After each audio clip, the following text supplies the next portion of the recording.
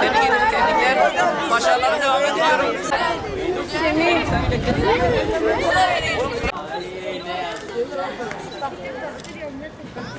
Evet, bugün karnemizi aldık. 7. sınıfı ilk dönemini de bitirdik. Allah'ın izniyle 15 gün sonra 2. döneme başlayacağız. Ve bizim de sınavlarımız yani büyük sınavlarımız yaklaşıyor. Gazze'deki arkadaşlarımız da bizim yaşımızdaki arkadaşlarımız da onların da sınavı oluyor. Onlar diğer dünyanın ahiretin karnesini, ahiretin takdirini alırken biz de bu dünyadaki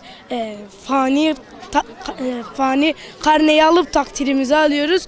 İnşallah biz de onlar gibi ahiretin karnesini alabiliriz. Onlar da şu an ahiretin karnesini alma aşamasında. Ben bugün karnemi aldım ve mutluyum. Fakat Gazze'deki kardeşlerim bizim kadar mutlu değil. Ama onlar bizimkinden daha önemli olan bir karneye sahip. Onlar çünkü iman karnesine sahip. Şu an biz sınavlardan geçiyoruz ve bu karneyi alıyoruz. Onlar ise Allah'ın imtihanından geçip iman karnesini alıyor. Ama bu karne onlarda da olsun isterdik. Onların savaşta olmayıp bu karneyi alabilmesini de isterdik. Önemli olan hepimizin iman karnesini almış olmamızdır.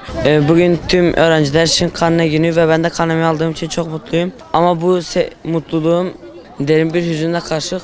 Çünkü Filistinli yaşlarım akranları gibi karne alamıyorlar ve bu mutluluklarını, karne sevincini yaşayamıyorlar.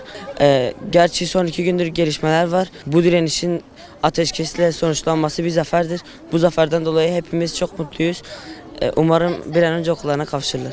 Öncelikle karnemi aldım, çok mutluyum. Öğretmenlerimden teşekkür ederim. Ama Filistin'de ateşkes durduğu için onun için de çok mutluyum. Şimdi biz Filistin'de olsaydık karnemizi alamazdık. Çocuklar için empati kurmalıyız. Karnemizi alamadık. O yüzden Filistin için üzülüyorum, çok üzülüyorum. Gerçekten çok üzülüyorum. Şimdi karnemi aldım, takdir aldım. Öğretmenlerimden teşekkür ederim. Şimdi Filistin'de çocuklar ölüyor. Biz burada mutluyuz ama onlar mutlu değil. Onlar karnelerini alamıyorlar. Onlar hayatını yaşayamıyorlar. Onlar annelerini, babalarını, kardeşlerini, akrabalarını göremiyorlar. Onlar için çok üzülüyoruz. Ateşkes durduğu için de çok mutluyuz. Hocam karnemizi aldığı için çok mutluyuz ama bizim için önemli olan ahiret sınavı.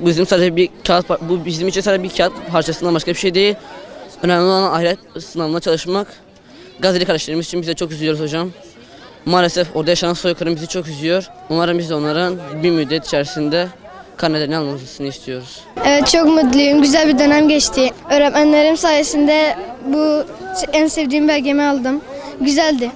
Onlar da bir an önce kurtulmasını istiyorum. Her gün namaz kılıyorum. Namazdan sonra hep onlara dua ediyorum. İnşallah Gazze'li kardeşlerimiz kurtulur diye.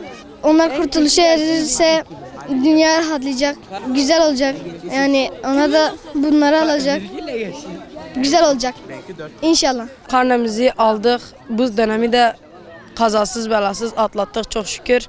Yalnız düşünmemiz gereken bir nokta var ki Gazze. Biz burada karnemizi alıyoruz, onlar orada alamıyorlar. Ahiret takdirnamesi onlarındır. Allah'ın izniyle zafer belgesini alacaklar onlar. Allah'ın izniyle. Katil İsrail'e aman vermeyeceğiz. Boykot ürünlerini edeceğiz Allah'ın izniyle. İnşallah Gazze'ye destek olacağız.